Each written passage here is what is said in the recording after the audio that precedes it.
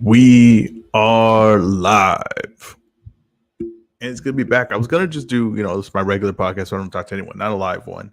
I'm just going to talk and cover all the fights. But I feel like there's a lot of things to be said. And maybe I need to hear some other opinions on these fights and other takes. Because I know, what I'm taking from them. But maybe people, take a whole new thing. And there's a lot of fights to talk about. I couldn't really score the fights how I wanted to score them because it's just too much going on. And I love, me, I love when there's a lot of fights going on. I like multiple screens, but I think maybe there was just too much this time. I'm going to say it was just a little too much because usually they give me like, one solid fight that I'm trying to see, one solid card that I'm trying to see. Then like there's two stragglers that I'm like, I'm happy they're there. But, when you get three cards like that with like Lomachenko coming back is kind of a big deal. Jojo Diaz versus Cepeda was a great fight. And Jake Paul versus Anderson Silva was the event. You kind of need to stagger it. I can't have all three main events on at the same time. That's ridiculous. That's ridiculous. There was no need for it. There really was no need for that.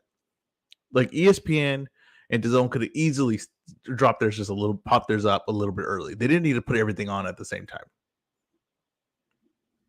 That was really I don't know. I just that can't be figured out. I know that they're all against each other. I get it, but I don't get why they're against the boxing fan.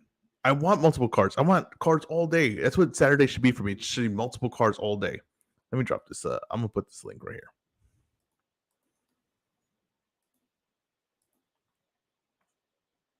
If you're trying to join the conversation, I put in the comments. Let me wait 1 second. It takes a few steps to get this going.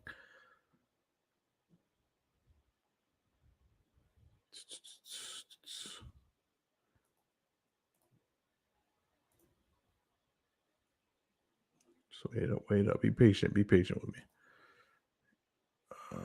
Yeah, let's just do it like this. Simple enough.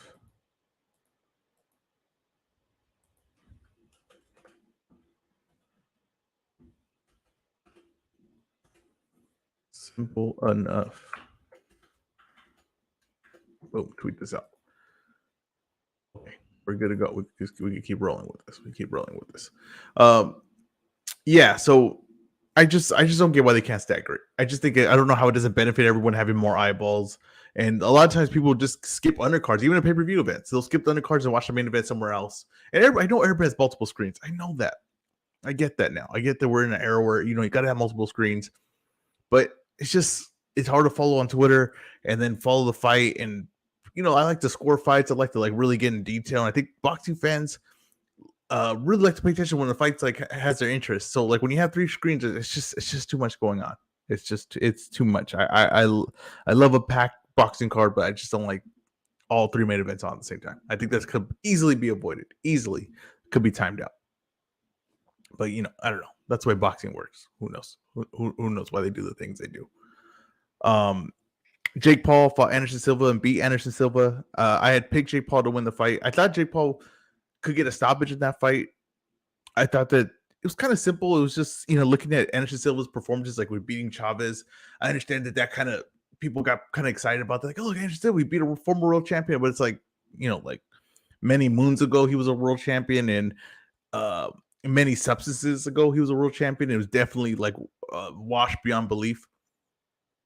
So yes, he beat a wash Chavez, but that got people too excited. It got people thinking, and then watching Anderson Silva when he in his heyday, knocking guys out in MMA. But you got to remember when you're in boxing and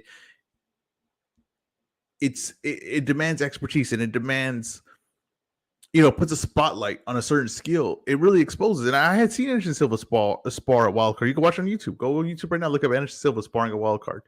And I know the guy that he was sparring. And I know that guy was not high level of any nature, right? Not a high level fighter, I would say even a very good fighter. And I know that guy was giving Anderson Silva some work. And I know that was a competitive sparring session. Polo yelling out Cepeda. Polo called it. I mean, you gotta give Polo credit. He called it. He calls Cepeda. I had Jojo Diaz big time. We'll get to that. And Polo, if you want to hop on and talk, you can. Yeah, but I had seen Anderson spar this guy that wasn't high level and have a tough go at it. So I wasn't people were thinking oh, Anderson, especially if he was in his prime, this wouldn't even be close. It's that's not even true. That's not true at all either. If he was in his prime this, it's still a competitive fight. Maybe I favor Anderson if it was in his prime, but it's still competitive. It's still going to be competitive. Okay, it's funny because at one point Anderson Silva was supposedly gonna outbox Roy Jones. John Anik, and I used to do his thing because he used to do like a Friday chat similar to Dan Raphael, where he would talk to MMA fans, answer questions, and I had asked him about I would ask him about Anderson Silva going to boxing, right? And he said, oh, he would outbox Roy Jones, and this was like Roy Jones when he could still fight. He had said Anderson Silva could outbox Roy Jones. This is how delusional he was getting. It was getting delusional, and I'm a fan of MMA. I'm a big fan of MMA, but it was getting delusional as far as the boxing and MMA and how they thought that they could just come over here and fight. It was getting delusional. Zapata. There's gonna be a lot of Zapata talk, I'm guessing, today. Shakur wants to pay. I love that fight. I don't think that's any chance of being made, but I love that fight.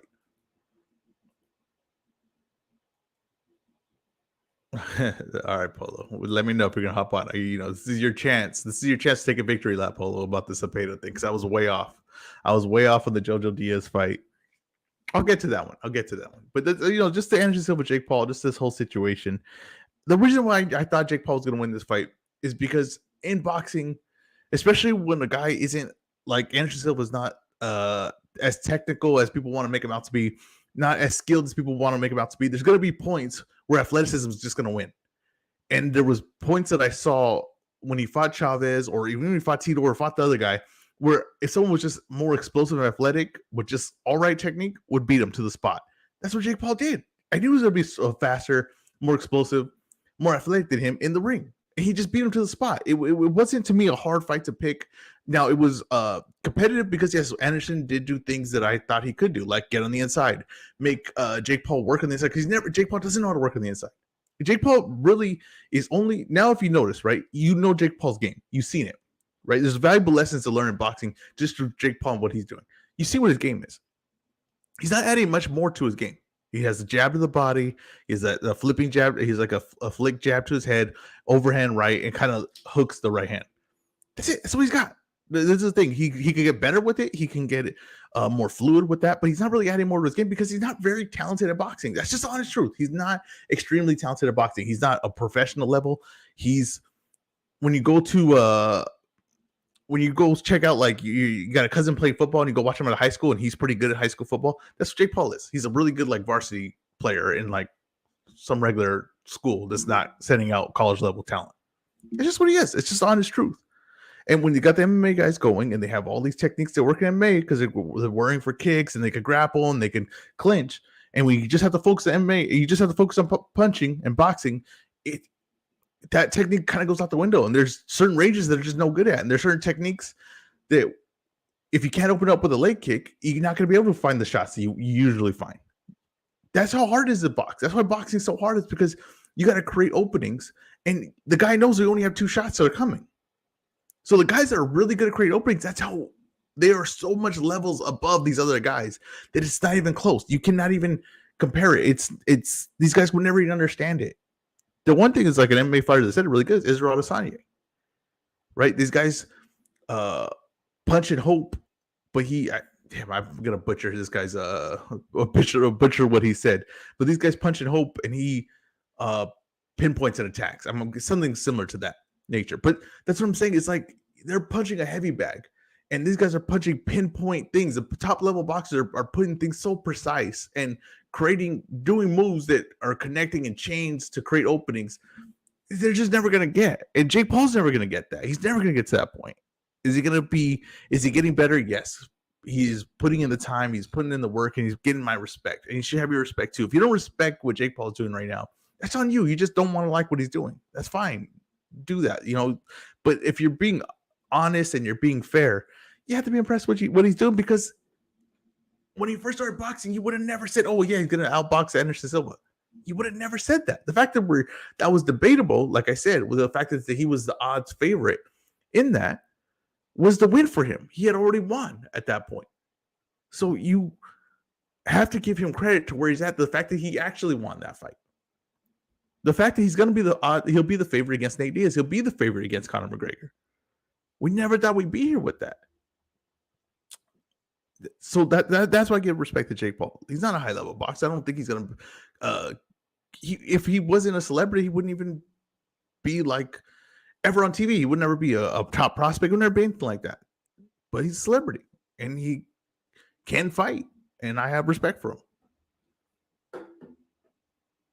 Let's see. Haney will go into negotiations and won't finalize the deal until the referee that allows for excessive holding, clinching, maybe even low blows. Are we talking Lomachenko, Haney already? Let's get to Lomachenko one. Let's get to Lomachenko. If I talk Jake Paul, I do want to say one last thing about Jake Paul card. There is a formula that works. Jake Paul understands it. I understand it. I don't know why more people don't understand it. It is an MMA fighter versus a YouTuber or social media guy, influencer. That's it. That's the perfect formula. Keep that going. That should be the whole undercard. That should be every fight. It should be like ex-athlete, NFL player, whatever, celebrity, some kind of celebrity versus MMA fighter in boxing. That's the perfect formula. Don't do anything else. I don't need to see two YouTubers fight. I have no interest in that. Unless it's KSI and like Salt Poppy. KSI, Salt Poppy, I'm in there for that. But everything else, just give me an MMA fighter, YouTuber. That's all I want to see. That's the only way you're going to give me these celebrity fights anymore. That's what's going to take to get me in the door. That's all I wanted to talk about because I'm done with Jake Paul card. I'm done with all that. I just need to get that off of my chest. Now let's get to the Lomachenko fight. I scored it a draw. Let's just start off with that. I scored it a draw. I thought it was 6 rounds to 6. Close fight, competitive fight. Remind me strangely of the Teofimo fight. That was pretty dead on to the Teofimo fight. It was Lomachenko had a lot of problems with the athletic, fast, explosive fighter. And he needed to, he needed him to slow down a little bit. He needed to find his range. He needed to get the wheels in motion. I know a lot of people are going to say that, he was rusty, right? That's an excuse that's used a lot. I understand that Loma's going through, his country's going through some stuff that I'm not 100% like really into politics that much to know exactly how it's really going in that war, right? Okay, well, look at Bibi. You see, Bibi scored it 4 rounds for Lomachenko. He had a 4-round lead for Lomachenko. But he didn't look good, huh? Yeah, I mean, it was his best performances. I don't think you leave there being more confident for Lomachenko. There's no way of that. But the thing is that okay, here we go. Polo, can you hear me? What's up, bro? Camarón. Nah, I'm not gonna. I liked it because it's boxing. Like not that. I mean, obviously we know who the favorite was, but people that expect the performance, they expected a more competitive fight, like that Lomachenko and Ortiz. But I liked how, like, from now on, bro, I want you to say, guys, like he's overrated. So they have the performance of their life the next fight. Like, so now Cruz and Munguia are gonna prove you wrong next. Isaac Cruz and Munguia. Let me tell you something. Yeah, you thought Cruz. No. But Cepeda, No. I explained it. What I No, said Cruz is he's overhyped because of promotional. Promotional. Okay. Just the promotion did a good job with him. Yeah. We'll see if he beats. He has skills. If he beats De Los Santos, if he beats a top name. Yeah, he beats a top name. He beats a top name then. So what if he fights Jermaine Ortiz like the and he stops him? Would you give him credit for that? Or if he fought like a Cambosis? If Isaac Cruz fought Jermaine Ortiz? Cambosis or like of course. Ortiz? Yeah, those are good wins. If he wins, if he smokes Cambosis, that'd be good. Look at Joker. See, Joker is the kind of guy that I thought would be a big Isaac Cruz fan. He said Isaac Cruz sucks. I don't think he sucks, bro. I think he can. No, I don't think he sucks. I don't think he sucks. I don't want to say a fighter sucks. But you kind of no. I think he's good. Maybe like you say, he's filming something. You gotta remember, bro. This guy, like, based on the story where I read, it's like, bro, he came from a harsh background, promotion issues. People. You don't think he saw that people were saying he was gonna get knocked out and stuff, and he did. A lot of guys do though. It's boxing. Most of these guys no. But look at his story, and you'll see like what he goes to. Like, bro, like the promotion that he was with was like basically kind of trying to like stiff him, bro. And they were like. Yeah, but that's boxing. That's boxing every day. I mean, every day that's boxing. Are you sure? I don't know, man. There's a promoter trying to screw over fighters. I bet you Ryan Garcia didn't go through that. I didn't bet you Teofimo didn't go. Well, I mean, Ryan Garcia. Let's talk about the. We'll get to Cepeda. But let's just say the Ryan Garcia built himself, though. I mean, if we're being fair, though, right? It was a lot of self promotion for Ryan Garcia that got him to the position he is. But let's talk about Cepeda. So, like, what made you think he wasn't gonna beat Jojo convincingly? and what major? Because I did say it was going to be wide. Obviously, I said Okay, I didn't so do stoppage because let's JoJo's look at too tough. Cepeda's Go ahead. career, right? So Cepeda beats his upsets against Tinajera, right? Yep. Okay, so Tinajera has not done anything since that fight, right? And he never really had done anything before it. I mean, Well, he beat this to Roger be Gutierrez though. He beat Burgos. He actually okay. schooled Roger Okay, Gutierrez. yes, You gotta Roger give it credit. Gutierrez. Wait, Roger Gutierrez was never ever really a high level fighter. I mean, that's just honest truth. Okay, but I have a question. But he just was in a fight with. Do you give Hector Luis Garcia credit for beating Roger Gutierrez? Yes, I gave Hector Luis Garcia So why credit for. doesn't Hard beating No. What I'm saying, Go ahead. I picked Hector Garcia to win that fight because I said he was too good for Gutierrez, who had never been a high level fider. Now, I'm not saying it's a notable win for him. I'm just saying that he won the fight he was supposed to win, and he won in the fashion I thought he was supposed to win. Okay, but Gutierrez is, to me, not really a high level fighter. Now, he got a good matchup, right, with Alvarado. He got a good matchup there where they styles matched up right, and Alvarado was a little bit older. So, okay, just there you go. But from the Tinajera fight, his effectiveness had gotten down every other fight after that. Okay, he had not stood that effective as he did look in that fight. And in the fight that he had in Tijuana, the fight that he had in against Alvarado, he didn't look as sharp. He wasn't looking as dominating. So I'm like, okay, to me, I'm like, as the skill level's going up, he's not looking as good. He's not looking as sharp. He's not looking as active. He's not looking as dominant. So I was like, Jojo Diaz is a step up from that. Jojo Diaz is, to me, could mix it up with a lot of top guys right now and be very good. I still think that. I still think that. I just think maybe possibly.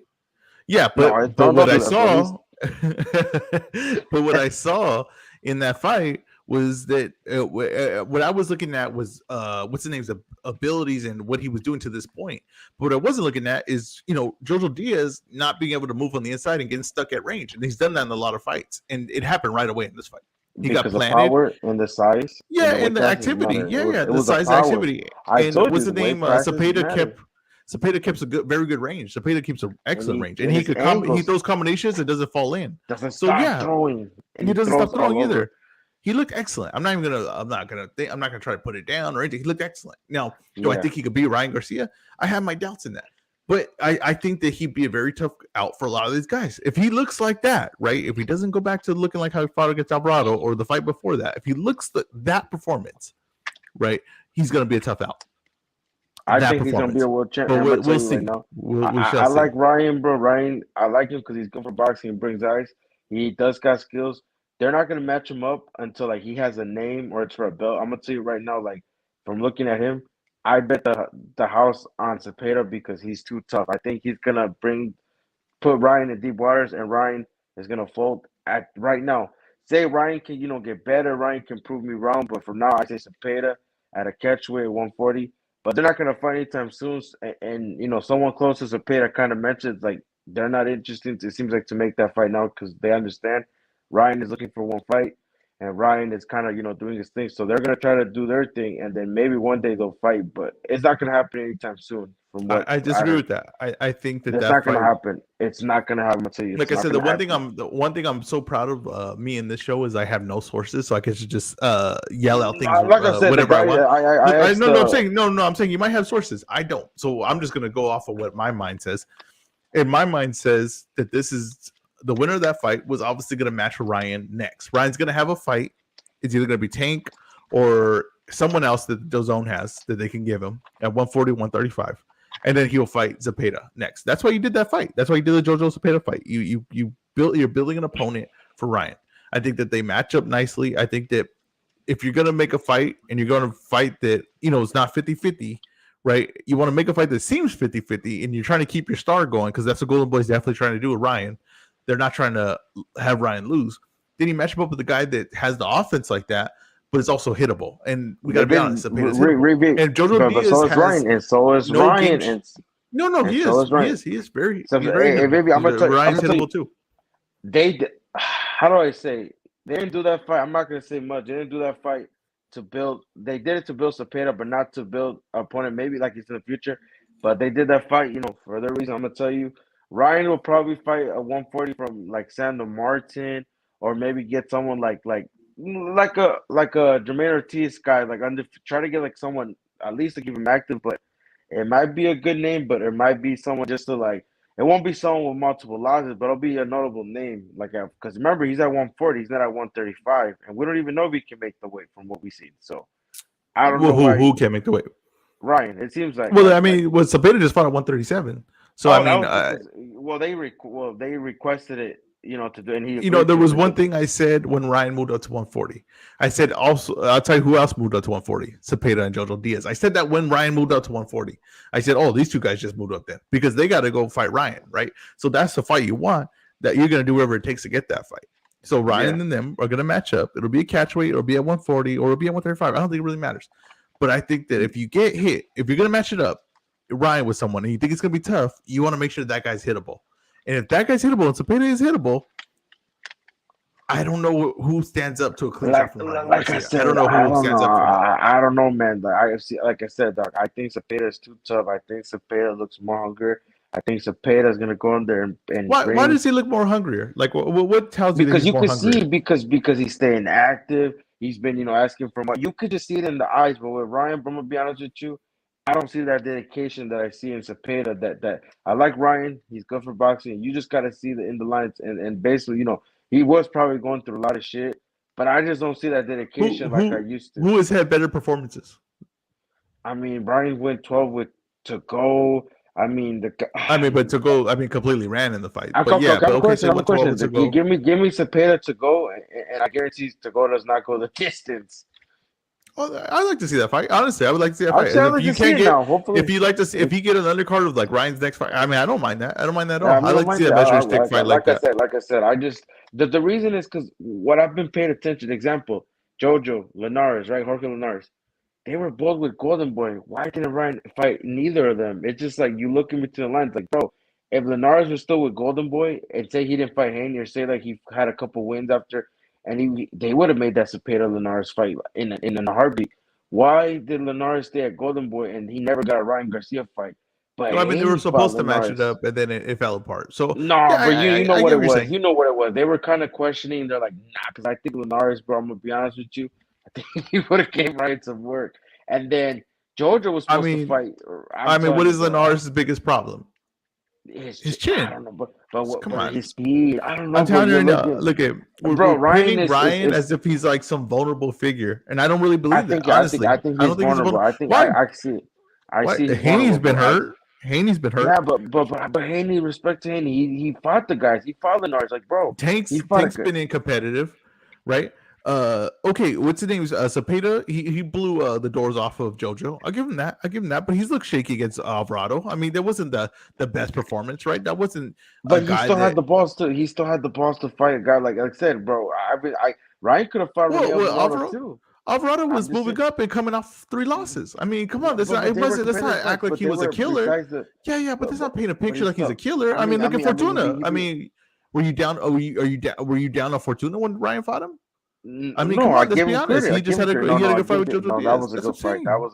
That was a good. No, I but just don't like the picture we're painting with Ryan. Like if he's some like kind of like never, ever. You can't give me one example where the fastest, heaviest hitting guy and big guy that could counterpunch is the weak link in a weight division of below like 4 or 5 guys. You can never give me that example. You can't find one guy that is the fastest, hits the hardest, the tallest, and it could counterpunch, right?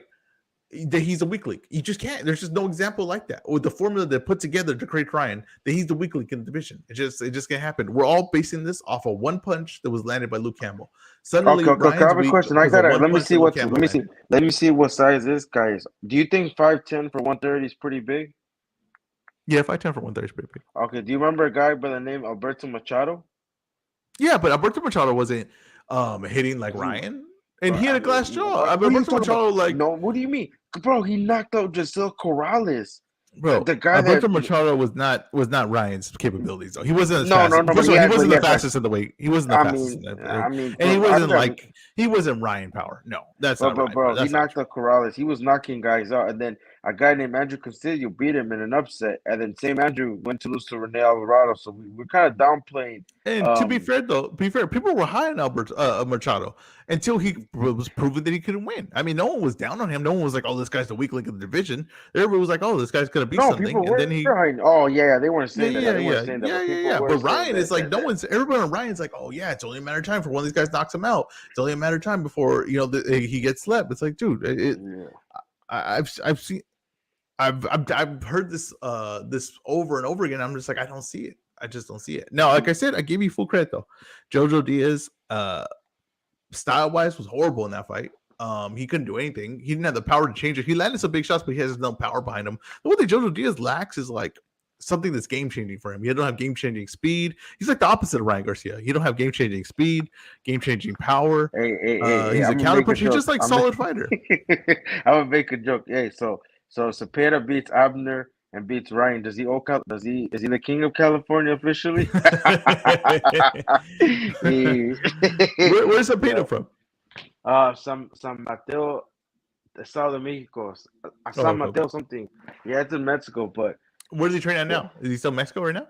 yeah, he's in Toluca, Mexico. From Oh, what okay, I okay, heard okay. from the guy that is on Twitter that is in his camp. So yeah, yeah, he told us that they train. He called it, bro. So like Matias, Manny Rodriguez, him, some other prospects they have that are not really like this known, but they're over there with like a network over there, like whatever promotions they. And he told me like the names of that would win fights, and he said they would win them easy. And bro, he's been like 4-0, like. So I'm like, damn, this guy. He called it out because when he said this a paid, I was like, I'm coming because I didn't think the Manny guy would beat his fight easy like that. So I'm like, yo, this guy, he knows something, or they're training in high altitude. Because I've noticed one thing of all those guys, they all have gas tanks. Yeah, I mean Cepeda for sure. I mean, God, he was nonstop in that fight. Bro, do you see how Nonstop. many Yeah. combinations he threw though? Like, dude, like that was he broke the record. You know that, right? Yeah, I heard see something like that. I see something like that. Well, copy box, right? You're talking about? Yeah, copy. Yeah, I see something like that. Seen something like Cepeda, that. like, bro, I was just shocked. Like, I said it was gonna be UD. I don't know. I was Well, just more shocked that if he doesn't get Ryan next, who do you think they give him? Giselle Corrales an eliminator, probably in a show in Mexico, because from what I heard, Oscar's gonna do some. What he said that he's gonna do some shows in Mexico. I think he's gonna be like an eliminator against that Corrales guy, because he can't come to the Yeah, States this because of some. Corrales. Yeah, So yeah, I yeah. think they'll do like a show in Mexico and make that like a final or whatever. But I think he'll get like a former world champion or someone notable. I don't think it's gonna be Ryan, bro. We'll see. We'll see. I think that's heading towards to be Ryan, but I mean You that think makes Ryan sense. fights JoJo? You think Ryan fights JoJo? No, he's not fighting JoJo now. No, What's next JoJo's for got the JoJo? huh? I don't What's know next what's for next for JoJo? JoJo. They got to build him back. They got to give him a light touch. On Honestly, what network or what promotion? the Golden Boy. He's with Golden Boy. Are He you sure sells about tickets that? for them. Yeah, Are yeah. He you? sells tickets He's for with them. Golden Boy. Yeah, he's the Okay, Golden good. Boy. Well, he He's wouldn't have with got the Cepeda Okay. fight if he wasn't Golden Boy. That's for No, sure. no, I'm just saying. Okay, next fight. His next fight won't be on Golden Boy. His next fight won't be on Golden Boy. Yeah, it won't be on Golden. So you're saying there's some like in-house disputes or what? Something like that. Some form. Just know his next fight won't be Golden Boy. You'll see, bro. Like I could be, but from what I heard, like it won't be Golden Boy. But just I'll tell you That's in the DM interesting. what, and then Yeah, that's interesting. I mean, if Jojo Diaz was a free agent, he'd be picked up pretty quick. Top Rank would pick him no, up. but how do you? But what happens? PBC would pick him up. But what happens if this was his last fight? Like he retires for boxing? No. Like he goes to another. Like he leaves Golden Boy. So this was his final fight, and then he goes to do his own thing. Like whatever he signs to ever. Like how do you know this wasn't his last fight under Golden Boy? Maybe. I mean, I have no idea. This is your source, not mine. But I'm saying if he does that, I mean, he get picked up real quick. I'm telling you, Jojo Diaz is he's got a fan base. He's got a friendly style. His fights are, even if he loses, they're kind of entertaining. Like, yeah, I think he'd be picked up really quick, and I wouldn't mind him matching up with some of the other guys. I wouldn't not mind him matching up on PBC or Top Rank. I think that make some interesting fights there. So I wouldn't mind that at all. But I think that him and Golden Boy will work it out. But I don't know. We'll see. Yeah. You seem to have some so? more knowledge on this than I do. I don't know. Yeah, I'm telling you, I don't have any sources. Like I will do this for 20 years. I don't want one source. I don't want one source. I don't want inside knowledge on anything because I'd rather you say it and then I could just talk freely and just say whatever the hell it goes in my mind. Yeah. No. I was gonna ask you because we were just saying. So, do you think sometimes being with like a certain manager, say like you're with a manager that most of his fighters fight on a certain network, do you think that can play a big factor that you go over there? Like, have you noticed that with No, like yeah. What's happening with networks now is you got to think. Networks are new. Like these network deals are kind example of new Robert to boxing. Garcia. Robert Garcia, a Hmm. lot of his fighters that he manages, they're all fighting on Top Rank. Another example is Rick, the guy that has Virgil. Well, that's not true He doesn't because have. Robert Garcia has Bam and Bam's brother going to Matchroom. No, his brother's not with Matchroom, only Ben. But I'm saying usually we see like an No, his example. That brother's was going just to an sign with example that Matchroom though. you think so. That's what I heard. He's going to sign with Matchroom. And I for don't a guy know. that That's doesn't why have I heard sources, I heard that from a pretty good source. that. I don't. I didn't see. I thought he was just gonna be with that taking promotion and just fight over there, or like co-promote with whoever. But I guess we'll see what happens. But Well, no, what I'm saying though yeah, about the networks, and what happened is like because the networks are kind of new, so people are still trying to figure it out. And I know that a lot of things that people put blame on certain promoters because this doesn't happen because of him. It's really just because the network deals, right? It's kind of hard to do business, right? Because all the networks want. If I signed a promotion, well, hell, I want all your fighters fighting here. Why the hell am I signing you if you're going to send your fighters to fight somewhere else, right? So what a lot of fighters doing and promotions are doing, they're getting smarter. They're saying, okay, if all the main guys are on this promotion, I'm going to go sign with that promotion because that's my weight class. I'll have competition there. I don't want to be like Terrence Crawford stuck in Top Rank with no one there. So the fighters are getting smarter, right? So you're going to start seeing promotions own weight classes, and that's going to be better for boxing because you're going to get the fights you want. Oh man, I'm freaking killing my throat. But yeah, so I think boxing's going to get better. Yeah. I think boxing is going to get a lot better because people are figuring out how to run this network game, how to do the promotional network deal because they're realizing you got to get in the spot where you have competition, where you have people to fight. So I do see that. I see that they sign fighters like example I see that they example right here and he'll sign a fighter from like another country that's like rated really high so he can get a hand of his belts. Like I've noticed like they're signing fighters that are close to title shots or close to like in the mix to grab a title. Like well, also like the weight classes, like Matchroom has 115. Right, they basically have 115 under wrap, and right? 112 too. 112 basically. Yeah, and then 112 PBC has 147, and then PBC has some guys at 140, and Top Rank has some guys at 140, and then Matchroom 2. Yeah, but but I'm saying like 140 basically is owned by PBC and Top Rank right now, right? They all have their own. Yeah, you're right. Most of the talents in those stables. But things change though, man, because like I've seen belts like that. I don't know, man. Things change, and like you said, like it's over whoever gets a shot at the title. Because remember, when you get vacant titles based on the rules of the organizations, you have to fight two mandatories back to back. So you can fight a guy on Top Rank or you'll fight a guy in Matchroom. So like you said, things change because the 140 division guys like when people say Matchroom doesn't have 140 guys, I'm like, no, they have quite a few 140. We just don't know much about them, like because you remember I'm sure they have. I'm sure they have guys at 140, but I'm saying like the real contenders right now at 140 are on Top Rank at PBC. For sure. Yeah, for sure. Would you think Santa Martin is a legit contender? I think he looks good. I don't know how. I don't know if I'd pick him to beat any of the top guys, but I think he's a good fighter. Hey, bro, he beat Mikey Garcia, man. Are you Mikey Garcia? I mean, come on. Who's Mikey at that point? But it's a good win. I'm not taking away from him. That's a notable win for him. No one thought he was going to win that. Yeah, that was shocking. Yeah, and that's why I like about boxing. Like nothing is written, but yeah, like you said, him. What do you think of Montana Love? I'm a fan of him. You think he could be a legit contender? He has two performances. One looked really good, but it was after it was of what's his name? Braincheck. Right? Oh, that was a good performance. You got but Braincheck had just been knocked out cold by Cepeda, so he went into that fight. So I'm just saying, it's not a notable winner. It's a good win, right? It put him on the map. Yeah. Okay, he gets Carlos Diaz. I rate the Carlos, even though I rate that win too. Like that was a good.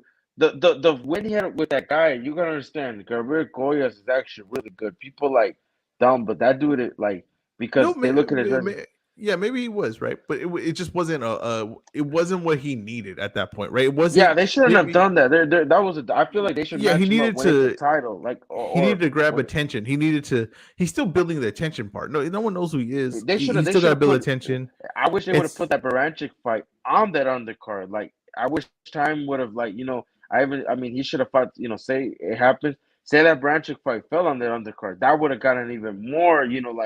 because he would have gotten a knockout. I just feel like that was just the wrong Yeah, it was styling. just the wrong style of thing. But yeah, I don't know. It's sometimes those guys don't when they have those performances like that.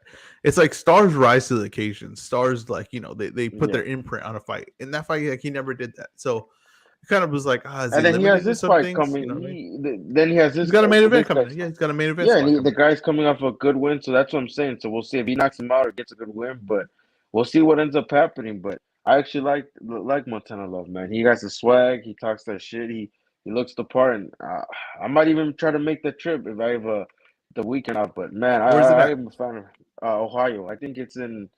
I forgot where he's from. Is that where he's Cleveland. from? I think is he from Cleveland. Cleveland, He's Ohio? from Ohio. Cleveland. Yeah. Oh, okay. What did you think? Let's go. We talked to Cepeda. What did you think of Lomachenko?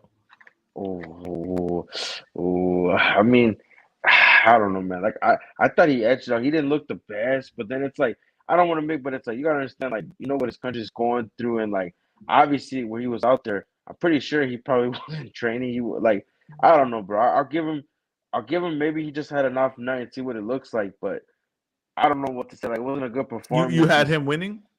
I thought he edged it out, bro. I thought he edged out because Ortiz second half he kind of fell off, bro. Like Loma was just doing what Loma was doing because the first half I thought Ortiz was gonna win because the way it was looking, and I had a dream that that Ortiz knocked out Loma, and I was gonna be like, should I put money on Ortiz? But then I'm like, nah, I'll keep it like you know how it is. But I think yeah, Loma edged it out. It wasn't like I feel like he edged out because what he did in the second half. I think Ortiz kind of like didn't win enough rounds the second half. That's why he lost.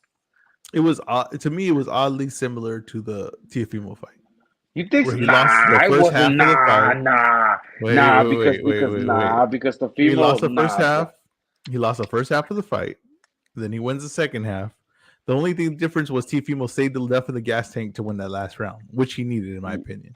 Yeah, Right. I feel like And what's nah his name because wasn't able to do that, right? Because what's Jermaine Ortiz, once he unloaded all the shells, right? He didn't have another thing to fall back on. That was his game. He's very raw.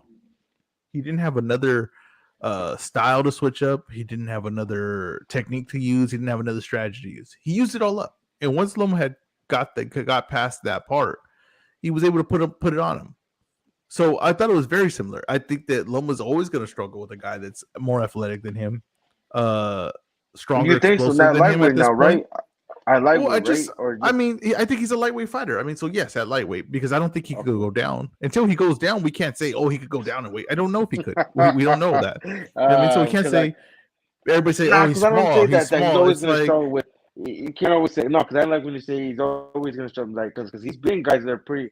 So I'm saying maybe he's being now right because you made it sound like at all like his whole career. I'm like I don't know about maybe that. I've never seen him. Okay, I mean, who has he faced? Right, like, cause okay, just think of the fights that he had that were kind of tough, right? Like Lomachenko. I mean, You I'm talking sorry, about Leonaris. a lightweight or Well, throughout his I'm career? just saying, throughout his career, right? Like Leonaris, right? Was the Russell fight? I mean, Russell's pretty. I No, mean, no, no, no. Russell was I used to. to me is his best performance. His best performance, in my opinion. How That's about his best Nicholas performance. Walters? Nicholas Walters Yeah, yeah. was Regal, even Very though I mean, bro, like they're okay. He was a lot bigger than Rigo, but okay, okay. but okay. Yes, the Russell's one's good. I'm saying as he's moved up now, Linares right? was And he pretty getting athletic too, bro. Linares that's what I'm wasn't saying. Linares, yes, and that was a tough fight for him, and he took him a little while to break him down. So what I think what it is, it's like you have to know who he is, right? He's more of a break you down type fighter than that people really think. They think of other things for him. He's using all these skills. He's going to outbox you. No, he's really more of a breakdown. He's going to break you down, right? That's really what it is. He's going to put all this pressure on you through circling around you, through giving you angles. But he's constantly in your range, so he's constantly making you react. So he's constantly breaking you down. He's constantly tiring you out. That's what he does.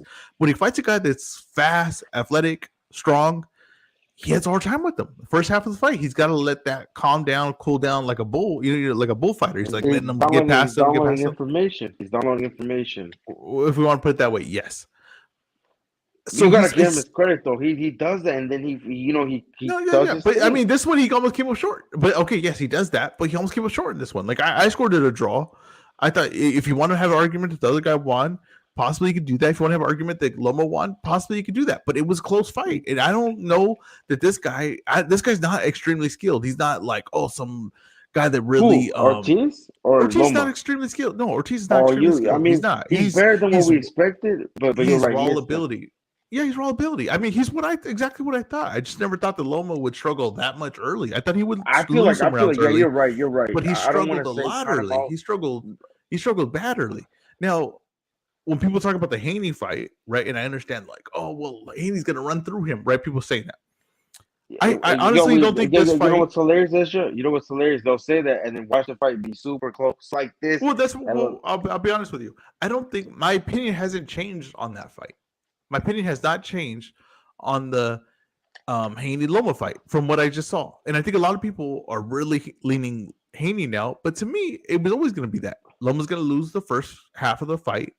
And Haney, we've seen him struggle the second half of fights, and we've seen the fights get more competitive the second half of fights.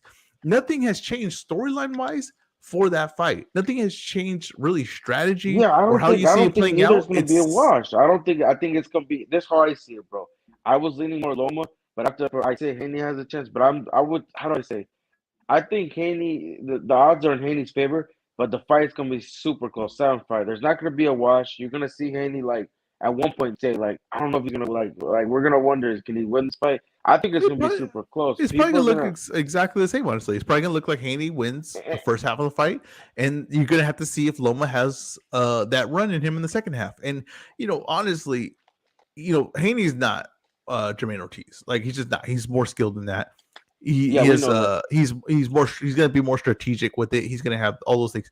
Is he gonna be able to survive though the late Loma run that Teofimo was able to survive, that Jermaine Ortiz was able to survive to get to the scorecards?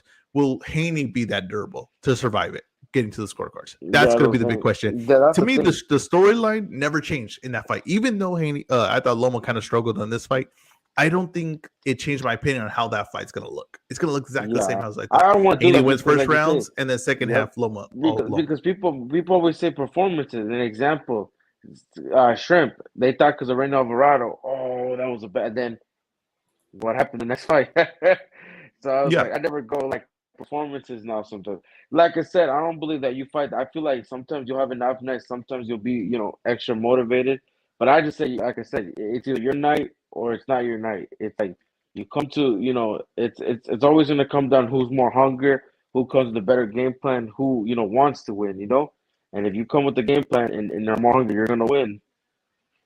Yeah, I mean that's why you got to break down every fight and like really think about it, because I know triangle theories and all those things that they don't necessarily. Yeah, they don't really. Yeah, that's what I'm saying. Like it's so hilarious because like we see in the story, like one guy will beat one certain guy, and then that certain guy loses to the guy that beat that guy. Yeah. I get you on that. One guy I want to talk about in the undercard. I'm curious what you thought of him. Torres. What'd you think of Torres? Oh, he's entertaining to watch. Still gotta see more. I think he's a bit raw, bro. I don't know. Like he has the amateur because he was an Olympic medalist, but I kind of still want to see. Like I feel like he's a small heavyweight. I feel like if Bridgerweight, adds more titles, he should campaign at Bridgerweight because at heavyweight, he's gonna be too small, bro. Like who's gonna be in this like talent gap? I wouldn't. I mean, could you imagine him against like a Joyce, a Joshua? Yeah, I mean, I think he could stay a heavyweight. I think he brings, like I always explain, like it's always, hit them where they're not, right? And right now we have the giant heavyweights. We have a bunch of giant heavyweights. Bro, and you have Deontay Wilder, who has like the most power of any heavyweight that I've probably ever seen.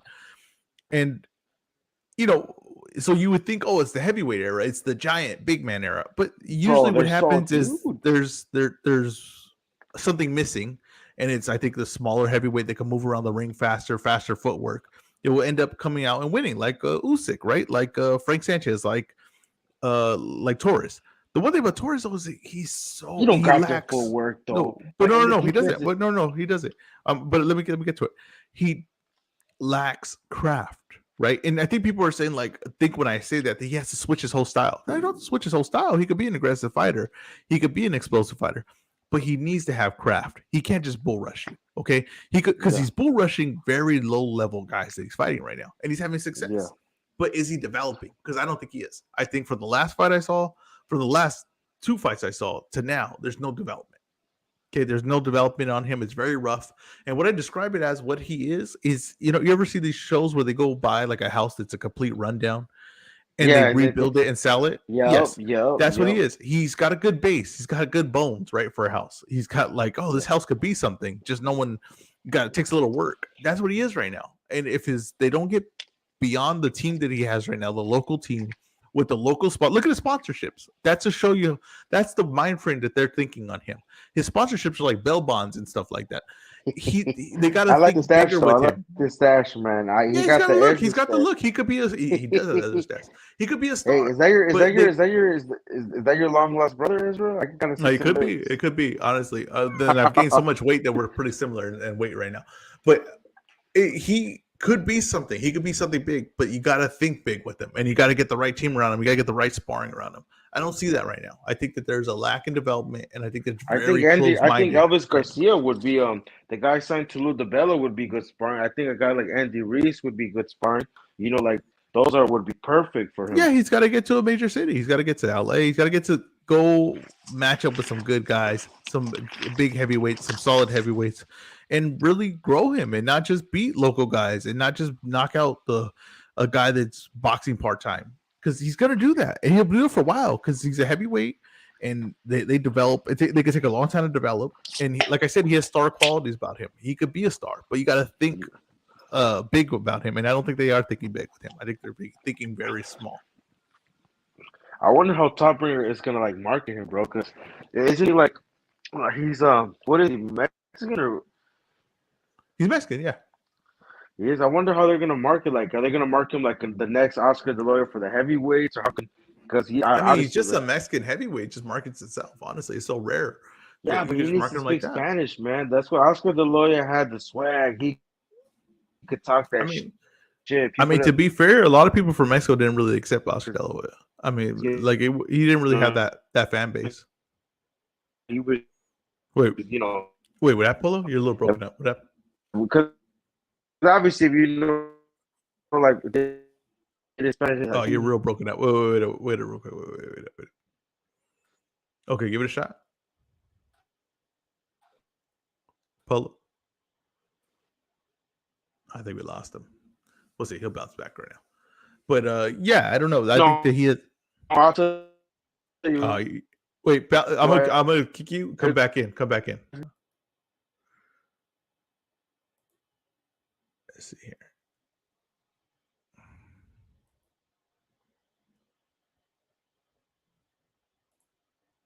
Okay, so we'll see if we get him back right now.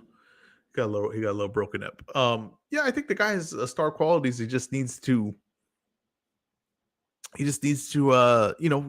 get serious about his career and like I said, just look at the advertisements on him. Like, just think of, they're keeping him like a local hero, and it's just like, hey, is he gonna get to that next point of his career? Is he gonna get to are you gonna look to get to bigger things? Are you going to develop him correctly? That's what it takes, and it takes experience. That's why people don't realize, like, you get these managers and these trainers, and it's like, why is it the same managers and trainers over and over again? Because they have the experience of bringing the talent in there. That's what you get with these guys. It's really hard to do it yourself. I'm gonna be honest with you. It's very, very hard to do it yourself. I had some experience in that, and it's extremely hard to get the right sparring, to get the right people around you, to get the right opportunities. It's extremely hard. You need those people, and he has top rank behind him. You got to really embrace that. You have to really embrace the people that are behind him and make sure they put the right people around you. They want you to succeed. A lot of guys have to do it themselves. He's not going to have to do that. He could find it himself, but they gotta make some changes in camp. So maybe, some Eagles and what they're used to and what they got to this point with, it worked, but maybe that's where the cap is on it. And you got to say, make some big decisions and say, hey, we got to bring someone else in to take us to that next level. They were talking Earl Spence, right? Earl Spence said that he's going to stay at 147. Is basically kind of like what he tweeted out. And he's going to he's going to give another shot after this next fight. He's going to look to fight Crawford again. And I really think there's a good opportunity that Earl Spence fights like a Stanionis or, maybe even Keith Thurman. And the Terrence Crawford fight doesn't happen. And we get back to the negotiations for that fight with Terrence Crawford never getting a stay busy fight. I really think that's an actual possibility. And if you are 100% the belief that Terrence Crawford made the right business decision here by going to BLK Prime instead of PBC to fight Earl Spence, I mean, I think you got to rethink that one. I really do think you have to rethink that one. It's just no way you can explain to me that's a better decision other than just believing that they're going to pay him $10 million like that. I mean, you really think they're going to pay him $10 million like that? And even if they are doing that, you don't think he's going to get paid more for the Spence fight? And at his age, you don't think that, he's had a few big paydays. It's not like, is he strapped for cash, right? He needs a give me, or should he be looking to say, hey, look, I'm going to get my biggest fight now? I just don't get it. Like, as business wise, I just don't understand it. I don't know how you don't trust the PBC. You don't trust their business doing it, but you trust BLK Prime, a person you never heard of, a business you never heard of, a business that never even thrown a fight besides a slightly above felony fights. I don't understand that. I don't get the logic behind it. No one does. No one does. And the people that do, they just want it. They want to believe it. They want to believe it. I understand that. I understand being a fan. You want to believe things. There's no way that your guys letting you down. I understand that. But if you're looking at it just like objectively, there's just no way you think like, oh, this is a better decision than fighting Spence. There's just no way to do that. And if Spence goes and fights Stanionis, right, which it's not a fight like I'm necessarily excited for, right? But Stanionis has outperformed everything that I ever thought. Stanionis is basically William Cepeda did to me this weekend, with my opinion. That Stanionis has done that to me numerous times. If Crawford takes that and then fights, it's still a good win. That's still another good win for under his belt, honestly. And then fights Crawford after that. I mean, that's a good run. And Crawford, if he don't get Avanesian, or even if he gets Avanesian, it's not like that win's doing anything for him. It's funny because like Avanesian, I've been saying like, he I don't know how he became the boogeyman, right? Which I don't even believe in boogeyman, but I don't know how he became a boogeyman in boxing. Just out of nowhere for beating Josh Kelly. That win over Josh Kelly did more for his career than I ever would have imagined it do for someone's career. I mean, that Josh Kelly win is just it's taken him to great heights, and for a guy that's like Josh Kelly, who's completely unproven in boxing. I'm trying to think if we talked about the Cepeda Jojo Diaz fight enough. I think we did. I think we did, honestly. It's just Jojo Diaz didn't have anything to change the momentum of that fight. That's one of those ones that like really kind of stuck with me. Like I was thinking about that all day, and I was just like, where did I judge this one wrong? And it's just the styles, right? The styles, the previous fights for Cepeda threw me off, but the style of it, you know what I mean? Like Jojo Diaz kind of is a planted fighter. He's always been. He plants, and I thought he was going to be able to counter more and be more effective with it, but now the Cepeda fought at a very good range. It kept Jojo home, and it kept Jojo just on the defensive a lot of the time. Now, he would land, like I said, big shots in between, but nothing to change what that fight was going to look like. Now, I know Polo said it doesn't think that Cepeda versus Ryan is going to happen anytime soon. I mean, I don't see why not, honestly. If the tank fight's not going to happen, and then Ryan's got to fight a guy that Zone has and then go fight Cepeda, I don't see why not. Ryan's the ticket seller, right? Cepeda will bring a market to it, and his style. And I think a lot of people will feel like this will be Ryan's toughest test. A lot of people are going to feel that way. So I don't see why that fight wouldn't happen. It makes a lot of sense. And if you weren't going to match up Cepeda versus Ryan, you're still going to build him up, then why not save Jojo for Ryan? That also kind of doesn't make sense. Like, why not save Jojo for Ryan? Jojo would have been an excellent opponent for Ryan Garcia. So I think that happens. And we're getting back to like Lomachenko. I'm not with this whole thing like he's too small now, right? Oh, I guess he's just too small for 135. It's like, nah, he's been fighting there for a while. He ain't going down. If he goes down to 130, then we could talk about him being too small at 135. But I don't think he's gonna go back down. I don't think he can, honestly, because I think he would have done it if he could have. He lost to Tiafimo. Maybe he could have went back down to 130 and made a run there.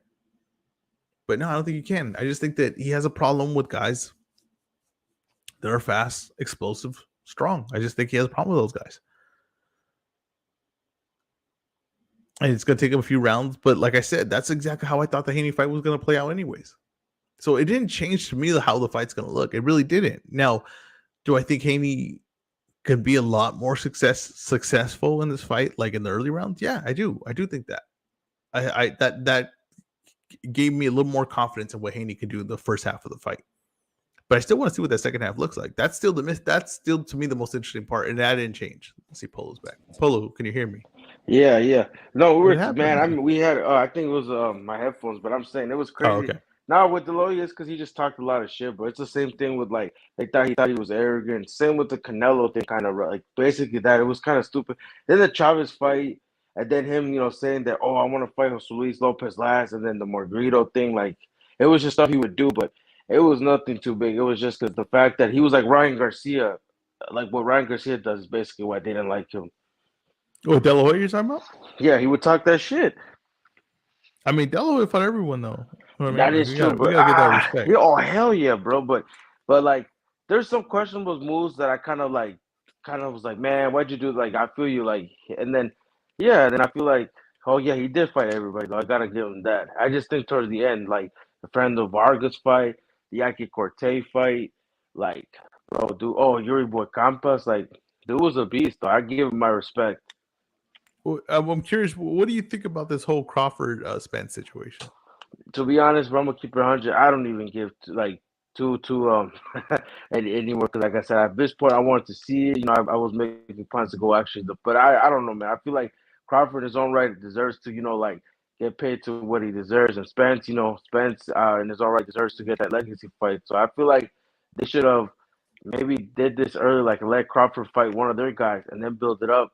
But at this point, it's kind of dead. It's like it can still happen, but it's not gonna be what it was like it's gonna die down a little bit, but I'm just saying I think it's just a whole big mess to be honest. You think? Do you think Crawford asked for a stay busy fight with Showtime or PBC? I don't know. Like I said, I'm not in the room. Like you said, Yeah, I think he probably, for my question, maybe or maybe he was just asking for a ridiculous amount of money. Maybe like you said, maybe he was trying to maybe get paid a bit more, but I don't know. But like I said, I'm not back there. I'm assuming he did. Maybe didn't like the price he was asking for. It could be a variety of things, but it seems like he knows what he's doing. Like he knows that he knows the business of how to like run things because, like you you said, talking he's about fighting. Crawford? Yeah, Crawford. Because I mean, bro, he I was don't one of know. the. I don't know if he knows the business side of it. I really I don't. mean, not the I have my business. I doubts. mean, bro. He was making legit money to fight. Not the best of competition, but he was like I said, bro. Like from what I Yeah, but could, that's from the really middle. just yeah, But but I'm that's just saying he him knew what he. taking. Yeah, that's just him taking what Top Rank was offering, though. It's not like Yeah, that's like was too hard of a choice. I mean, honestly, it's I not mean, like it wasn't he like resigned. He could have went somewhere, but I'm saying like I'll give him. I mean, like you said, and he got this little figure that they offered him to fight Avanesian, a credible name. For what he is worth, maybe it's not the opponent that ideal, but like you say, he's gonna get a bag. He's gonna stay busy, and then we'll see what happens. Like you said, he from down here seems like he might.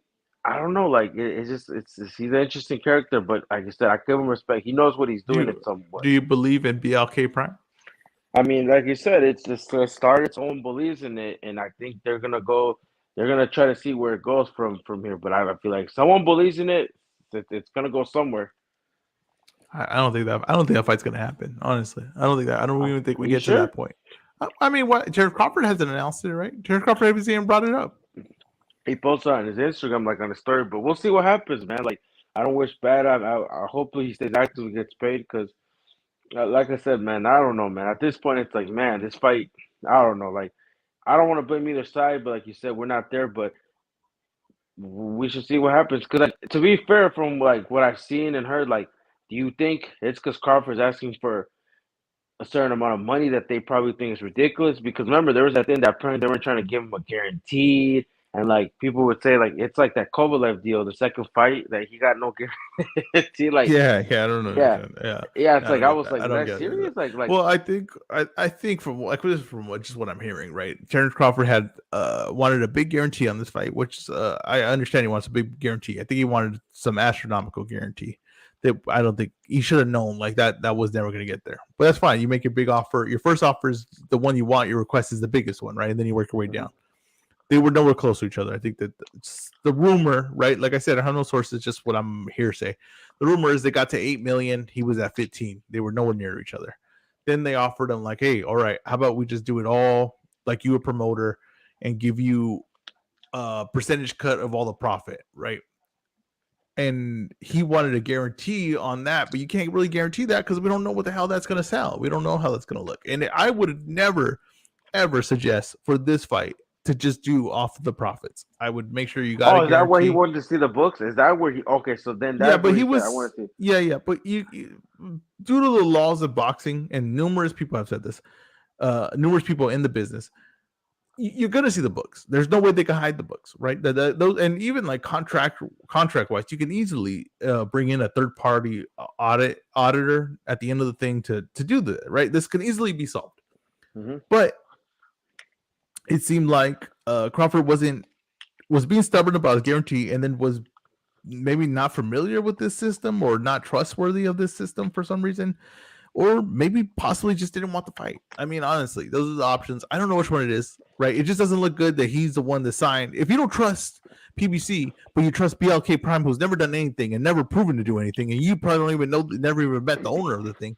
it's just hard to me to say, oh, he didn't trust their business dealings with the PBC, who's been throwing boxing events forever. Okay, it's like, you know what I mean? It's just, I find that very hard to believe.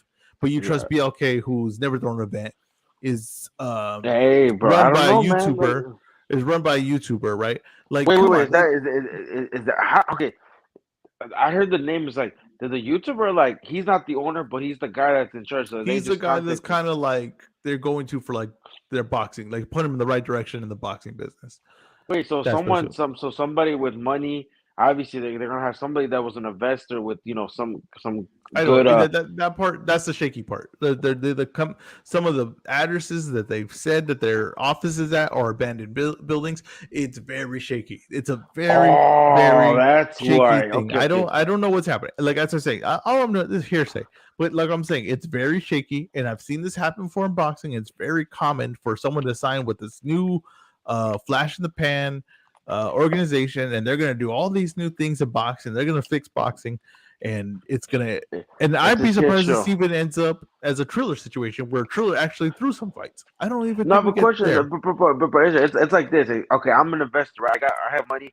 Say I'm from Mexico, and I contact you. Hey, Ezra, you want to like, I trust your boxing. Do you want to run? I'll give you the what you need, but you run the event. It was like that because like of all people, why did they choose him? Like That's what I'm that's just saying. Does that that it make was sense to kind of you?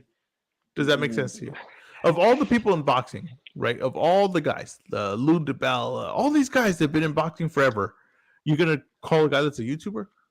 And the thing is, bro, I'm not even want to talk down on like, but I'm saying, is the guy is he like a smart person? Does he seem someone like I that don't. would know like I mean, example, if it's someone that has he's multiple unfamiliar. businesses, He like doesn't say have the example, like experience in the business of boxing. No, he doesn't have the experience in business boxing. He oh, talks boxing. He could cover the fights. He could talk about opinions of boxing. But as far as like the thing is, that's funny to me is like when people talk about negotiations, it's like we have no idea what those negotiations are like.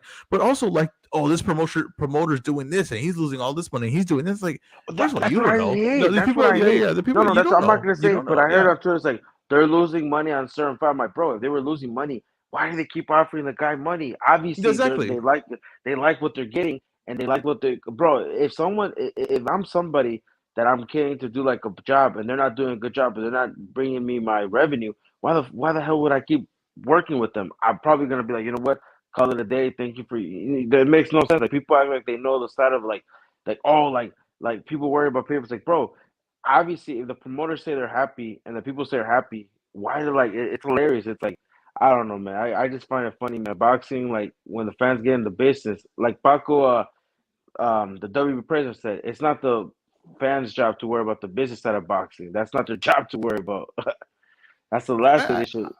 Yeah, I mean, I get that. Sometimes though, I mean, you have to know some concept of the business to understand what's happening in the sport, or else you just be like one of those guys that's just like, why doesn't Tank fight Haney next, or why doesn't he fight Shakur next? And it's like, okay, well, if you know the business side of it, you kind of understand why that's not happening and Yeah. what the steps needed to happen. But I get what you're saying. Hey, Some on the other side, though, where it's like people are like over like talk about like how they know the promotion or like the money that could be made. It's a lot. Let me tell you something. unless you're in the business doing it every day, it's very hard to know those in and Or outs. It they just really argue, is. oh, this deal was better. This deal was better. It's like bro, you don't know what deal. Maybe they have a deal where they say, okay, we'll give you two fights, 1 million, but my fighters fight on your networks, and they have the guarantee getting fights with like guys that are it's like people don't understand like when they say, Well, oh, he took look at the Cambosos deal, right? Everyone was yeah. saying, "Oh, Cambosos made $10 million in that fight." Well, the lawsuit came out; he made like $4 million, right? That's like But six why million are they dollars. Is like suing? Well, what's up with that? I didn't really read into that, but because what was up with? he didn't pay his manager or trainer, right, for the first fight, which I think he had them for the first fight, so I don't get that. But like I said, that's some court will decide whether he owes them that money or not. But what I'm saying is though is that people were saying, oh, he's $10 million, he's gonna make $10 million here. He made four. Now that's very good payday, excellent payday for especially for George Kambosos where he was at in his career. Hmm. But that's a huge gap from $10 million, right? A Hmm. huge gap. And the way his contract was set up was actually very interesting too, because like people were saying, "Oh, he's going to make a pay-per-view sales." He didn't make the sales after it got to a certain number. There was a cap, and then he started making sales. So he had to get to that number. So I'm guessing like a lot of these contracts have a lot of things that people don't understand. That they assume that it's just so cut and dry, like, oh, he's going to get paid for every pay-per-view. No, he's not. the The promoter is going to make sure he gets his money back. At bare minimum, he's going to make sure he gets his money back, and then the fighter's going to start seeing some money.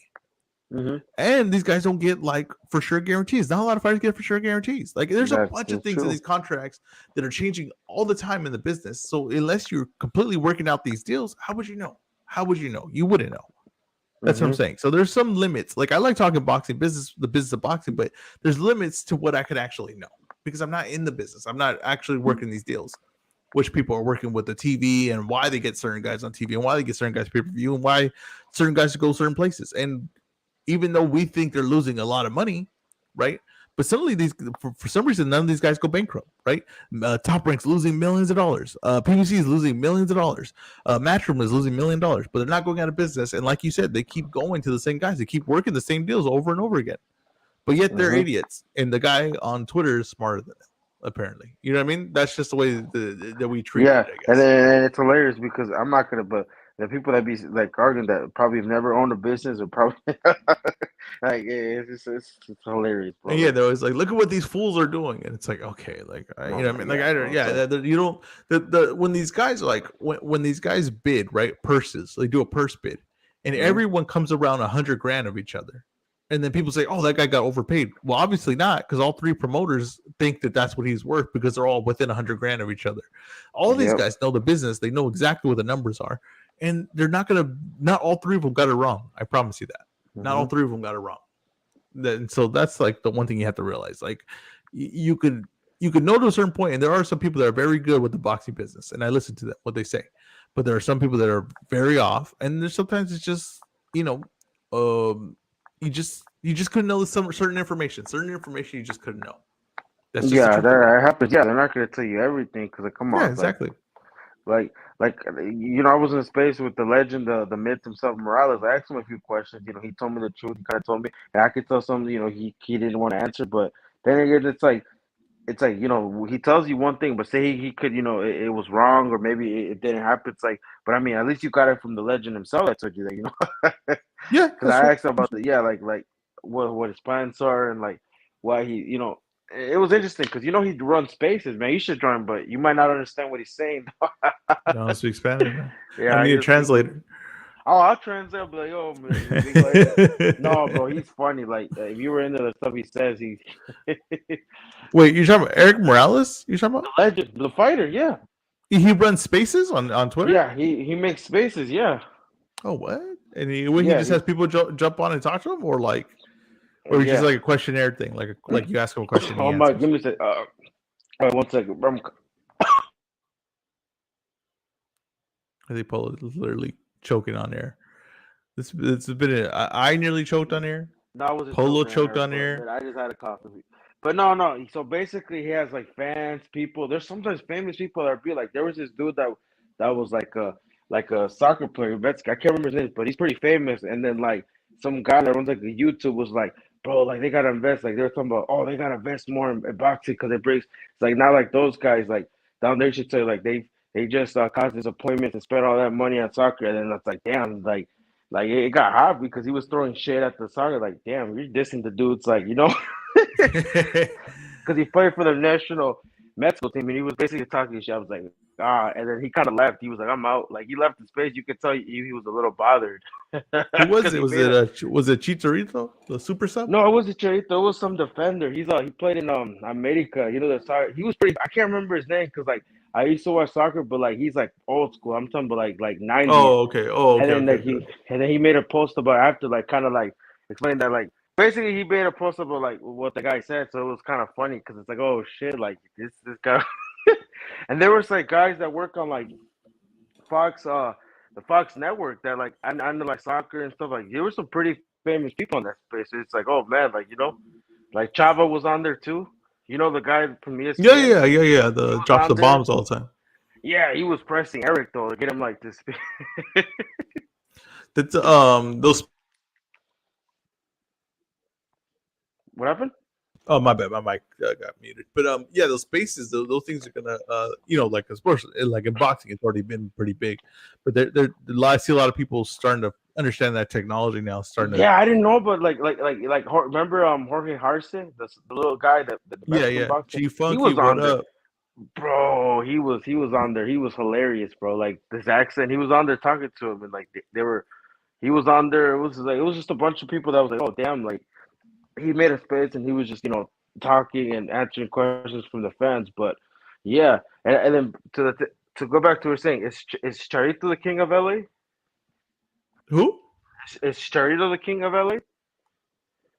Who? Chicharito. Oh, is he the king of LA? Yeah, I mean he plays. he,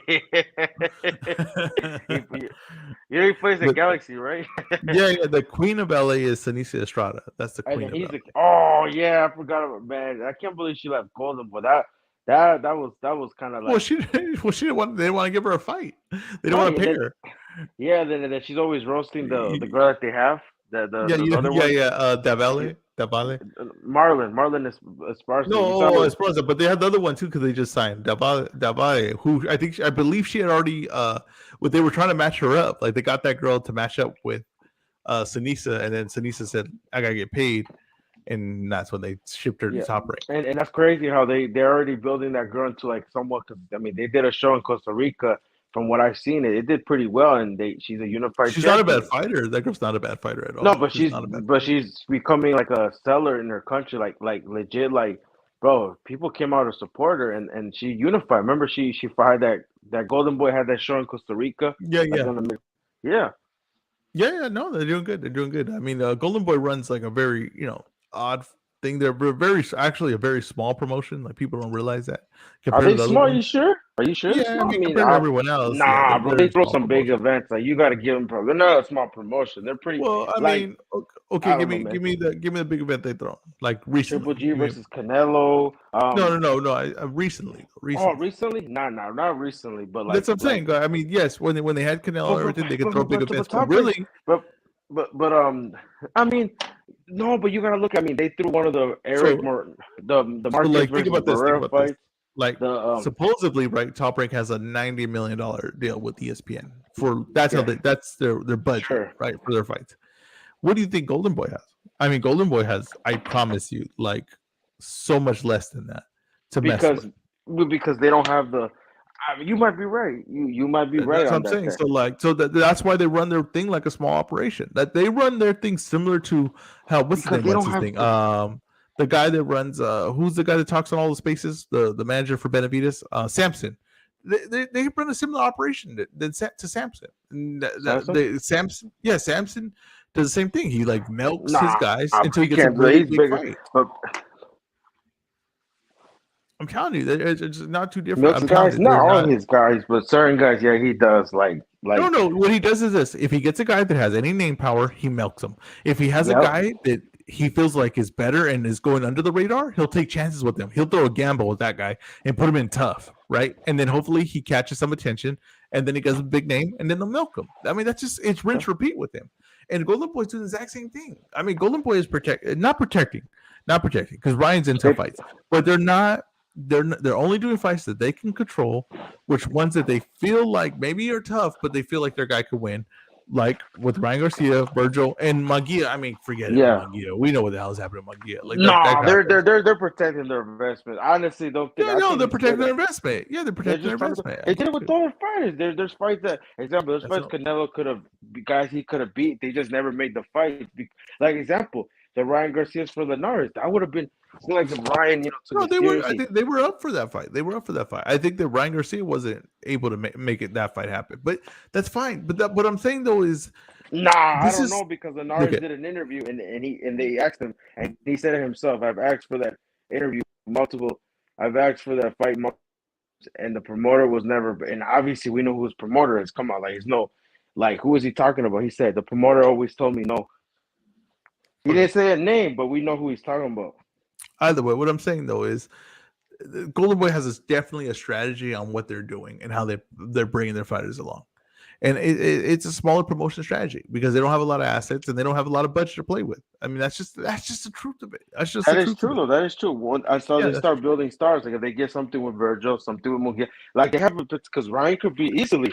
Virgil can easily be more. It's just like you said. It's gonna take time. It's not something that overnight they're gonna. It's gonna take time for them to build. well, and the thing is, they can't delve what gets in the way of everything. I mean, that's just honest truth too. Like the guy has not been consistent as far as running this business in a long time, and he's all over the place when he has the interviews. He's all over the place when he's talking, and I don't know where he's coming from. I don't know where he's going. I don't know what his plan is. I think that it's very hard when that guy's the head of the everything. I think it's very hard to have faith in the company when that's happening. But I don't know. I like the direction Top Rank's heading in. I think Top Rank's heading in an excellent direction. I think the PBC was about to have an amazing year, and then I don't know what the hell happened. It went to, I like where Matchroom is heading, hell. bro. With the signings or something, the Irish guy, Gary Cooley. I've been on Gary Cooley. I really like Gary Cooley. I think he's very underrated. No, he's good. He's good. He's good. Yeah, but Matchroom though is losing a lot of talent too. Though, like they don't have a lot of young talent. Like Gary Coley, Andy. Yeah, they do. Amber Williams, Smith, Coley, Dalton Smith, Emma Williams, Bam Rodriguez, Diego Pacheco, Alexis Spinar. They have a lot. We don't like. Okay, who has better more prospects? Top Rank or Matchroom? Top Rank. Okay, who has more prospects? Top Rank or PBC? Top Rank. Okay, Top Rank has like a farm system. No, like Top Rank has more. The PBC has more, but like no. I'm saying Top Rank. I'm saying Top Rank has an excellent farm system. They have the best prospects in boxing. Yeah, there's just no doubt about it. And I think for prospects, it's Top Rank. Then it's Matchroom. Matchroom lost all. I think Boxer has better prospects than Nah. Matchroom. Well, like who do they have? I don't see Ben Whitaker. Okay, I get one. Okay, that Azim guy, and then they have his brother. But I don't know if his brother's that high level. But they have his brother. Okay, I think Dalton. I'm saying of like the higher level prospects. Where like I'm talking about name quality. Boxer took him, so that hurts you if you're like Matchroom when you controlled that market, and then Matchroom just signed an Olympic gold medalist, and they signed another high. The biggest signings from them was Whitaker and Azim. They were the biggest signings. It just were. They were just the biggest. They're the biggest name quality, right? Like star quality. Those are the two signings. But like you said, we'll see what ends up. And the thing with helping Eddie Hearn is he's signing guys from all over the world, like. I think that's their plan now. That's smart. Like they could. What do you think of Tapia, man? Tapia. It's smart what they're doing. They're going to a bunch of markets that aren't. Let's see. Huey said. I think you said it earlier. Top Rank has $90 million budget for ESPN. They have more darts to throw on the board. Yeah, to see what hits. Exactly. They're big. They are a. But big how come they haven't built? How come ever since Pacquiao they haven't really had like a pay-per-view star? Because I don't think that's honestly. I think if the pay-per-view star comes.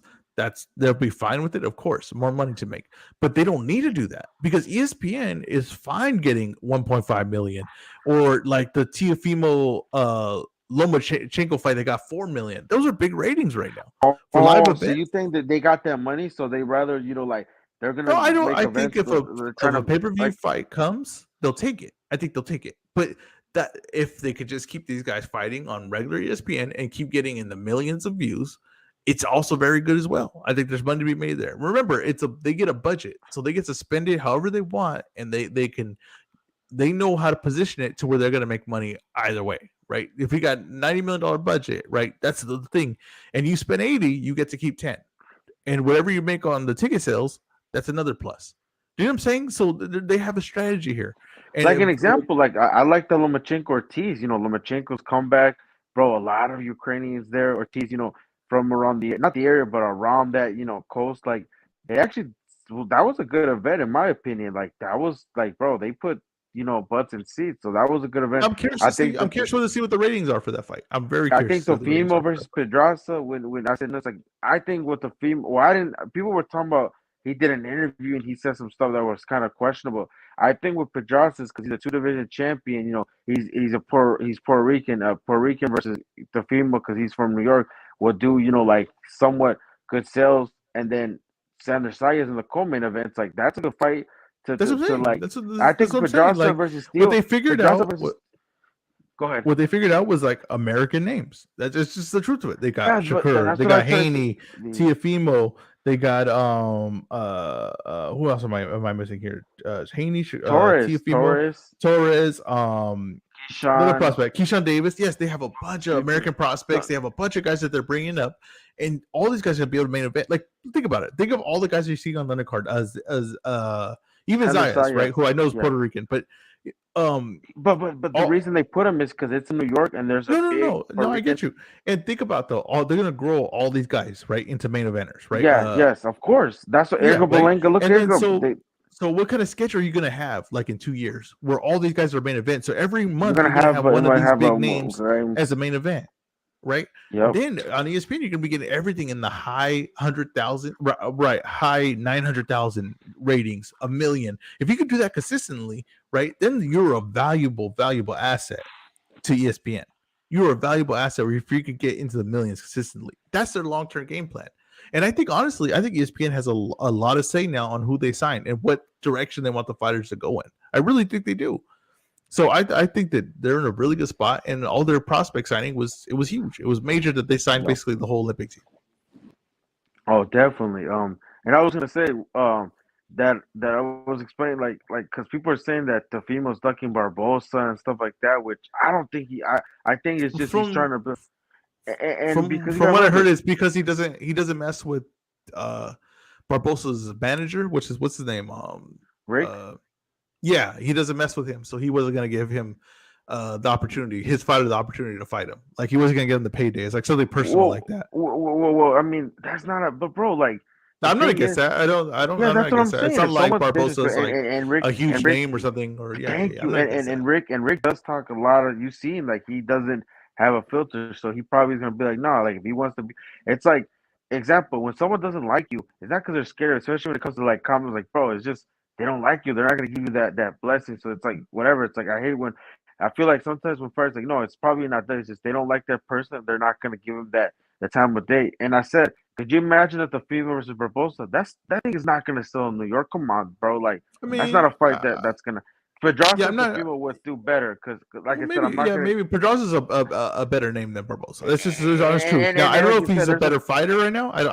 Maybe he's not, just a but better name, he's a better name. Like better it makes name. Yeah, sense. Yeah, it makes more yeah, sense. It makes sense to me. It makes sense to me. I yeah. honestly That's what I didn't think try to Pedraza explain. versus Comey was that bad. Honestly, I think Yeah, people want to put those guys like, oh, they're washed and they're done. I I thought it was hate a when good people fight. say that, Honestly, I bro. thought that was a Someone, very entertaining fight. yeah. So and then somebody try to say JoJo was like, bro, like it's always hilarious. It's like, how is he washed at 29? It's like, no, he just lost to a better man. And then with Pedraza, they're not washed. They just was a competitive fight that they were both hungry to win. And in my opinion, I like it. They got a drug because then we get to see Colby, test out these young guys coming up. Because when he beat Jackson Marinas, people didn't think Comey was gonna do that. Like they thought Comey, was kind of. They were already assuming Comey was kind of already, entering that Yeah. stage. They were saying that Kobe was washed, basically. And when he Yeah, fought Lomachenko, of course, he was washed. You know what I mean? So, yeah. Of I course, don't he's know. They washed just do now. that. Yeah. They do. I don't call People do guys that. washed. I call them washed when I start seeing say like where they have like multiple. I'm talking about like more than three performances. Then I'll say yeah because Oh, like you said, I I think have so. a rule set. I have a rule set for like if you're washed, right? And so like if I see you training and you're hitting pads at the beach, you're washed. If you're jumping up, like if you're coming off like multiple losses and suddenly you're gonna go to a new weight class, you're washed. Or if you hire a new trainer like late in your 30s and he's gonna change the whole way you start fighting, you're washed. That's my rule set. Those things like never Oh fail. So wow! if you see a guy hitting pads at the beach, like he's literally hitting pads, he's doing his old like pad work at the beach, that guy's washed. Why do you think that's a like when they do that at the beach? Tell me, like, so I see guys run at the beach. That's fine. I made an exception for running at the beach or doing some kind of like cardio things. But what I think is, and this is just like a mentality, the way the fighter thinks. I think so. When you train every day, right, and you train in the gym, a gym's ugly. It's not a nice place to train. A lot of gyms are very ugly. It's very rough. There's nothing enjoyable about it, right? And over time, that gets very tiring, and it's very hard to get motivated to go to the gym and train and hit the bag and do all the things you need to do in an ugly gym. It's just really, it is. So when a guy is getting tired of training, he's getting tired of doing the work that's necessary to be a professional fighter at a high level, they start doing things like, oh, I want to train in a nice area, right? I want something nice to look at. I want the water, the sand, the sun. So when they start doing that, and you'll notice football players do this too, right? Football players, basketball players who do this. They got money, they're comfortable, and they want something nice to look at. They want the nice water, nice beach, all that stuff. They don't have the same edge as the guy that's training in the gym, right? And it's just looking at ugliness all day. It's just around guys that are killers all day, just around guys that are just hitting the bag and guys that are sparring. And it's just a certain mentality that I think someone has. And I think that they lose it when you have to start training in places that have a nice area with a nice view. I really think people lose it at that point. I really think that's a sign of you're not as motivated as you once were. Yeah, I see where you're coming from and stuff like that. Yeah, definitely. I'm gonna start watching out for stuff like that. Like, I'm telling you, it's a mentality thing. It's like a little thing. Right, but one thing is the fighters also, like, a fighter changes his whole strategy. Like, oh, this guy's I got a new trainer. He's going to change everything I do at like 35. And I'm like, oh, no, you're not. No, you're not going to do that. You know what I mean? You're not going to change everything you do at 35. That's not going to be successful. Oh man, that's right. You got me thinking. Now I'm thinking like, oh, I'm gonna look at clues like stuff like that. I'm telling you, watch the training videos. They're so important. When they do the training videos and they have the montage and the guys hitting pads in the sand. Hey, we didn't get to talk about this, man. I'm kind of late. Who did you pick in the Oliveira-Islam fight? Oh, I picked Oliveira. I thought Oliveira. Oh, I wish I would have said. I said I was in a I don't know if you know Rob. He's a guy that does MMA like spaces. I told everybody that Islam was gonna beat Oliveira, and people were like kind of like, no, you're delusional. You don't know what you're talking about. Like it's gonna be, if he wins, it'll be competitive. And then when the final, like, obviously what happened, they're like, oh man, you were right. You called the spot on. He made Oliveira look like he didn't belong in. And I called it. I knew exactly. That's a good call. That's a good call. And the thing is, it pisses me off because I always go, like, when it's like a high level wrestler versus a high level jiu-jitsu guy, I always go the wrestler. I'm like, always, because it's just like so favorable for him in those fights. Especially Sambo. Yeah, especially Sambo, right? It's like built for this kind of fighting. But I was just like, Oliveira, I was like, he's just so like, he doesn't give up he was on an amazing run. He was pretty damn good on the top. He's been pretty good at getting to the top. He doesn't just give up position like most jiu-jitsu guys. Like he makes you earn it. But yeah, it went back to the same thing. Once he got put down on the ground, he couldn't do anything. I mean, honestly, he couldn't do much off his back. And the thing is, Makhachev, he's had situations where he's kind of like against what's his name? Is it Tavernin? Armin something. I can't think of his name right now. But when he had that fight, like he almost got out wrestled in it. Like, he was very competitive in wrestling. So I was like, Khabib never was in a competitive wrestling match, like, ever in the. Bro, somebody gonna say that because I'm like, come on, bro. Someone said that the coach said that they think Islam was better than Khabib. I'm like, oh my god. I was like, come on. Of course they're gonna say that, but no, we're not even close. We saw and we know, bro, it wasn't even close. Like, like, Khabib got a hold of you, it was over. It was no one was competing with him, no one was wrestling with him, no one was countering him. Like, the one that honestly probably did the best was like Connor, like, and he just was like defending. And he beat him easy, like, bro. So I was like, okay, Makhachev's good, but he's not that dominant. But honestly, what I think is gonna happen is he'll have some defenses and then he's gonna lose. Like people were looking at the Volkanovski, but I'm like, no, that's gonna be a tough fight. That's not gonna be a cakewalk. Volkanovski, I really want to see that fight. Yeah, but I think no, that's gonna be competitive. Yeah, I think so. I think Volkanovski is kind of small though. Like, he's he does everything though. I agree with you. He's very good. But the one thing is, when you're gonna face a wrestler, you want to make sure you're kind of like on even footing with them on size. Like, especially if he's like a really good wrestler, you're gonna need that size. But I'm very curious to see if Volkanovski could pull that fight off. Like this dude's like might be one of the greatest MMA fighters of all time. Bro, basically, Yeah, that dude's amazing. He's amazing. I said that Volkanovski's probably my number one pound for pound right now. He's oh probably my number yeah, one pound for pound. and I said that, bro. He basically kind of cleaned out the division. Some guy brought the argument. No, I'm like, bro, you want him to fight guys that got beat by guys and guys. Yeah, there's always going to be someone. You know what I mean? There's always going to be one. Like, okay, bro, Spence and Crawford were going to fight. Jair. And the winner of that was going to be like, oh, well, he's ducking boots. You know, you can't please all these damn people. You really can't. You can't please them all. Bro, we seen it. MMA is a different. Obviously nothing's written, but bro, he would beat all those guys. No, I agree with you. No, I agree with you. But what I'm saying is that there's always going to be someone new, right? That he hasn't fought. Yeah. There's always going to be someone new. They're like, oh, he hasn't fought this guy. I feel like when you clean a division is when you beat all the top rated guys, top 5. I'll give you top 10 and you beat. I think I call that clean. I don't give a shit. Yeah, he cleaned the division. Izzy cleaned his division. Izzy basically was getting guys rematches that he smoked because there was no one else to even fight. In boxing, if you beat all the champions in the division or beat I don't give a shit. Oh, this guy lost his belt. This guy got injured. No, you beat all the you like. That's what I call because you beat all the top guys. You're not gonna fight. There's no point of you fighting. It's tricky in boxing. Because, I don't give a shit. Haney's undisputed. You think he cleaned out 135? I think he cleaned out because he clean out 135. Yes, who does he have to? Yes, he did, bro. Nobody. Dude, there's so many names there that he hasn't fought. He did not clean out 135. Bro, he don't gotta fight. Like I said, it don't matter if he beats. Taylor cleaned out 140. Like he's got the best resume at 135. I give him that. He's in the lead at 135. If he beats Lomachenko, yes, I'm fine with it. He did what he needed to do at 135, but like he didn't clean it out. He didn't beat Tank. He didn't beat Ryan. Well, man, you were talking he did the best work. He did the best work. Man, I'm not even, bro. I'm not Tank or Ryan. Come on, bro. They're not even like. I would just like, man. I'm just like pushing my hands, like, man, like I'll see Lomachenko, but other than that, I feel like he did basically, bro. But then again, he's like, I feel like he beat the man that beat the man. So I can say we have different terms, but yeah, it gets tricky. It gets tricky with it. I think Josh Taylor cleaned out 140 for his era. Yeah, he beat Prograis. He beat Ramirez, Berncheck, Miguel Vasquez. Yeah, I think he did. And then he ran into Catterall, and that kind of screwed up everything. Then if he knocks out Catterall, he needs some. I think he's gonna beat Catterall. I mean, I haven't broke that fight down. What I'm gonna do is hold off on this. I think you got me on the Cepeda one because we made a prediction very early, and I put my feet in the ground on this one, and it kind of swayed me. So I'm gonna say I'm leaning Taylor to win that rematch. But I don't want to make that. That's not my official. No. We can say it, but we can change. I gotta change it. I gotta see how Carroll's training. I gotta see what Taylor's like. I gotta see how the build up, like the press conference, the weigh-ins. Because I don't know. I say you could see it off the ice and who's coming like more. You could kind of see who's coming more during the weigh-ins, the press conference. You can see like who's coming. So I gotta see how Taylor's looking. And if I see that Taylor doesn't seem.